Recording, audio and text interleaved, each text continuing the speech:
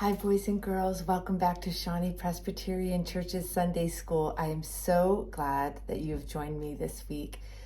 And I have two special stories that I want to share with you. So thank you for coming.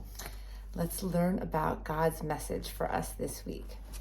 Our first story is God chooses Isaiah to comfort his people, from Isaiah chapters 1 and 6. One day while Isaiah was praying in the temple, he had a vision of God sitting on a high throne surrounded by angels singing, "Holy, holy, holy.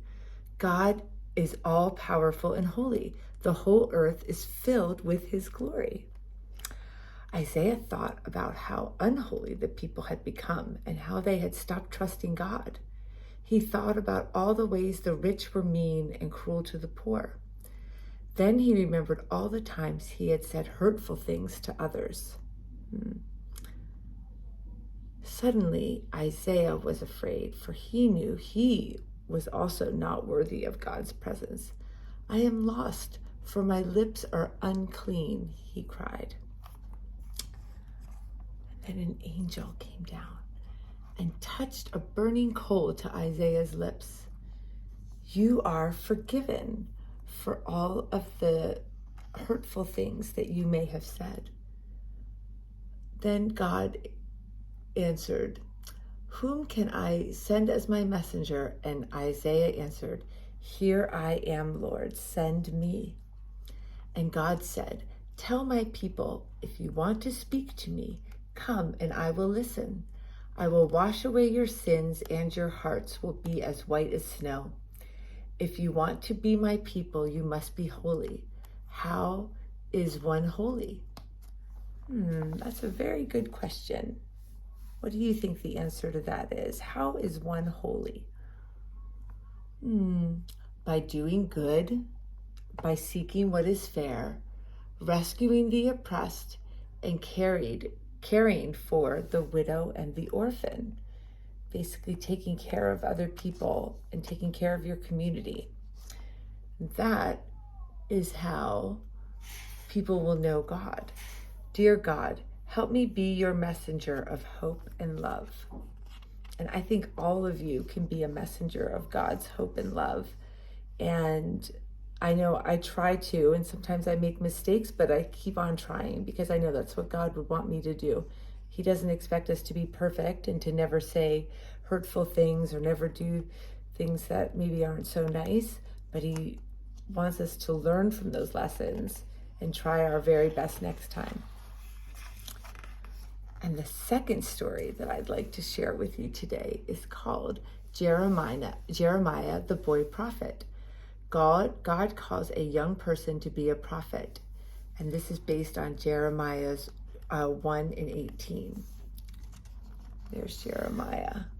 One day God spoke to Jeremiah, "I have chosen you to be my prophet." Jeremiah was afraid. "I am only a boy," he said. "I won't know what to say." "I will tell you the words," God said, touching Jeremiah's lips.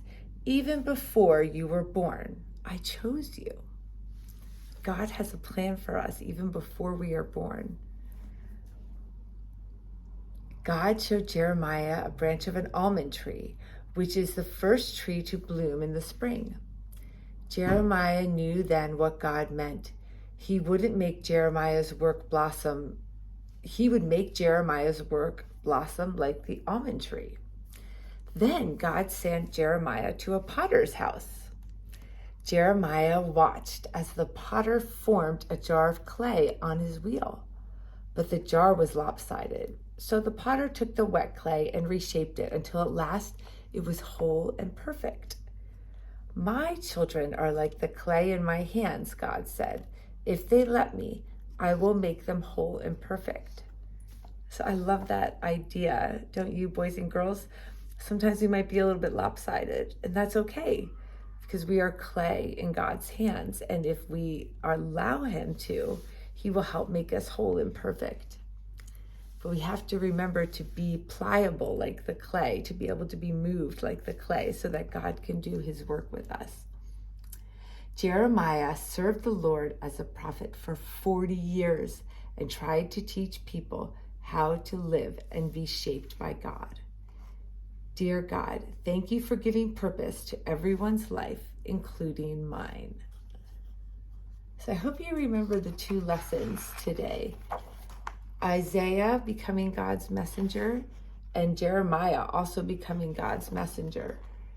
And to remember that to know God, we know we will make mistakes, but we might be lopsided pieces of clay, but he has a plan for us and is forming us, and we have to open our hearts to him and allow him to do that. Remember that God is all around us, and we are his children, and he's always there for us and wants to help us be the best versions of ourselves we can be.